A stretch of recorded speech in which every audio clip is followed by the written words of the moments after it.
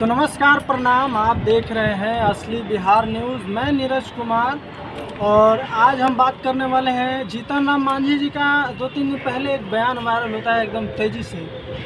उस पर तेजस्वी यादव कुछ टिप्पणी करते हैं तो लग जाता है जीतन राम मांझी जी के एक कुत्ते को बुरा। ठीक है, तो वो आ करके और मीडिया वालों के साथ जो है वो बोल देते हैं कुछ। जंगल राज के राजकुमार है लालू जी, ये डेजर्ट बोल देता है। और उनसे पहले तो ये वीडियो देख लीजिए आप। बौखलाए हुए हैं, उनके दुखती नस पर किसी ने दबा दिया है। आप जो समझते हैं कि जो आप तांडव पिछले 30 सालों से बिहार में करवा रहे हैं उस पर कोई कुछ बोलेगा नहीं, उस पर कोई अपनी बात कहेगा नहीं, तो आप भूल में हैं।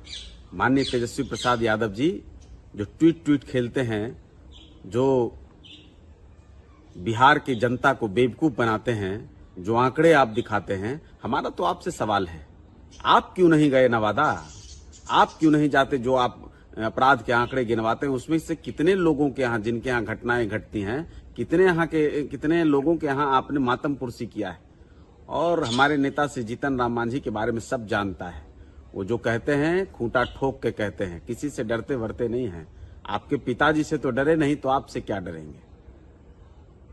बातें बुरी लग गई। अगर किसी ने कुछ सच्चाई कह दी, अगर कोई जो सच है उसको तो मानना पड़ेगा, और अगर नहीं मानते हैं तो हमारा चैलेंज है, खुला चैलेंज है।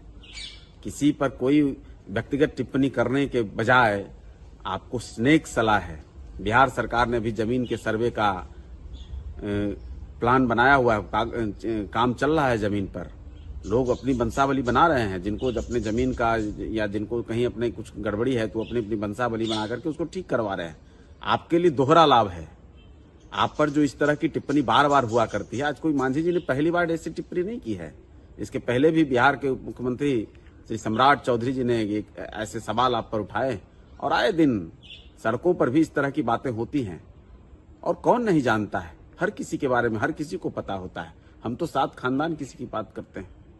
हिंदू धर्म में तो 7 खानदान की बात होती है। हम तो आपसे चैलेंज के साथ कह रहे हैं कि अपने पिताजी से बात करिए, क्योंकि आपको होश होगा नहीं। आप तो गांव में रहे नहीं, कभी गांव के लोगों से मिले नहीं, आपको तो अपने लोगों का कोई अता पता होगा नहीं। पिताजी से बात करिए और उनसे कहिए कि अपनी अकीमत संपत्ति जो हम लोगों ने बनाई है उस पर तो दावा हमारी बहनों का भी होगा, हमारे और जो ऊपर के लोग हैं उनका भी दावा होगा। तो हमको तो वैसे ही वंशावली बनानी है। 3 खानदान का वंशावली बना लीजिए, पिताजी के दादाजी तक का वंशावली बना लीजिएगा। समझ में आ जाएगा कि मांझी जी ने जो कहा है वो टिप्पणी सही है, या आप असली यादव हैं, या लोगों या असली यादवों को दबा करके, उनके हक और हुकूक को मिटा करके, उन सबको धाराशाही करके नकली यादव असली यादव का मजा ले रहे हैं।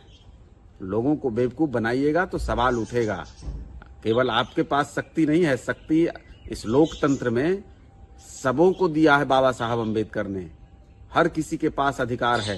कोई राजतंत्र नहीं है कि आप दूसरों पर बोलते रहेंगे और आप पर कोई सवाल नहीं उठेगा। सवाल है, अगर है हिम्मत तो हम आपको चुनौती देते हैं कि अपने 3 से 4 पीढ़ी का वंशावली बना लीजिए, आपको भी हकीकत मालूम हो जाएगी।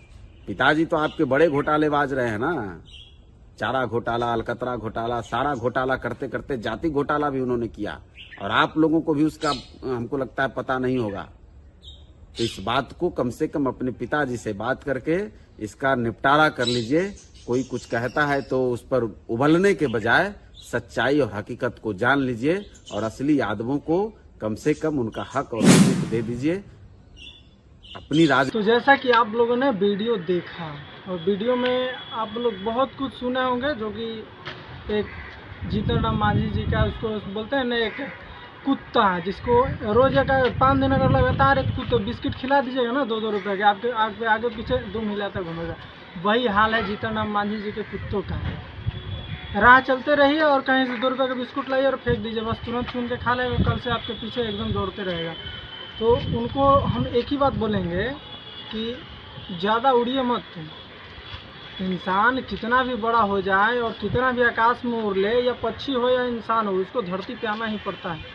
तो सतर्क रहिए, सावधान रहिए, और बाकी आप लोग क्या बोलते हैं, इस वीडियो को देख करके सही बोला है या गलत, आप लोग कमेंट बॉक्स में अपनी राय दें। और बाकी हम मिलते हैं अपने अगले वीडियो में, तब तक के लिए जय हिंद जय भारत।